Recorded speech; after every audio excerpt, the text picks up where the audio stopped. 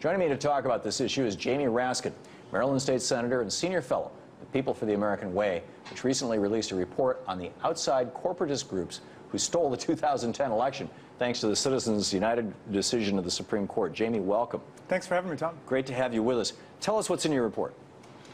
Well, the basic point is that elections come and go. And there's a kind of seesaw between the parties. Sometimes the Democrats win big, 2008. Sometimes the Republicans win big, 2010. The big story of the 2010 election really took place in January when Chief Justice John Roberts and 4 conservative justices essentially won the 2010 elections for corporate America because they defined corporations as the equivalent of political citizens armed with all the rights of the people. And so they opened the floodgates, in President Obama's cogent expression, to corporate spending. And it was breathtaking to watch what took place in this election. I wrote a book about this called Unequal Protection back in '96 and predicted basically that this would happen. And here we are. In fact, we just There's been a steady campaign to dismantle campaign finance regulation, and we're pretty much there. But the core basis that they're using for this is back to the 1886 Santa Clara County versus Southern Pacific Railroad non-decision. The court actually didn't decide it, but John Chandler Bancroft Davis, the clerk of the court and former railroad president, into the jurisprudence. That's right. Yeah, well, not even into the jurisprudence. He put it into the head note. Yeah. And in 1906, the court ruled head notes have no legal standing. But there it is. There is a movement on the right to strip out of the 14th Amendment birthrights if you're born in the United States.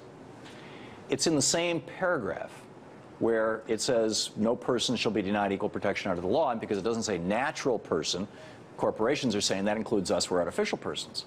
Why don't we make a deal with them and say, okay, we'll become like most European countries and say that you have to have at least one parent to be an American citizen if you're born here.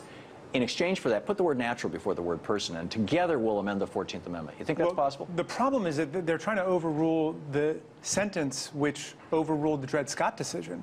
It was in the Dred Scott decision where the Supreme Court said just because an African is born in this country doesn't mean they ever can be a citizen within the meaning of the Constitution. And it was the 14th Amendment which said if you're born here, you're a citizen of the United States. So right, but I think that by this point in time we can agree that all the people who were brought here as slaves, their descendants are full citizens, and so there wouldn't be a problem. Sure. Look, we're not dealing with Dred Scott. Yeah, I mean, I don't know there's any reason necessary to link those two propositions. Well, I'm just thinking of trying to build a coalition, because I think if we try and do it all by ourselves, it's going to be a hell of a...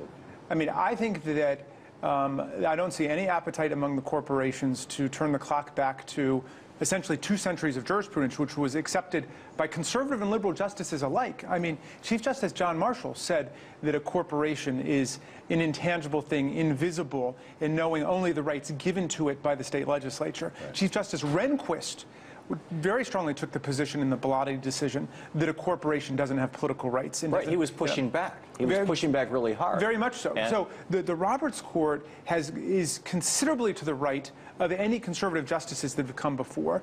And what we saw in this election was that there was at least $150 million of secret corporate spending, which was double all of the spending in the 2006 midterm election. So you've got an extraordinary stampede of corporate money. But Senator Raskin, there have been 29,000 amendments to the Constitution brought to the floor of Congress. Yeah.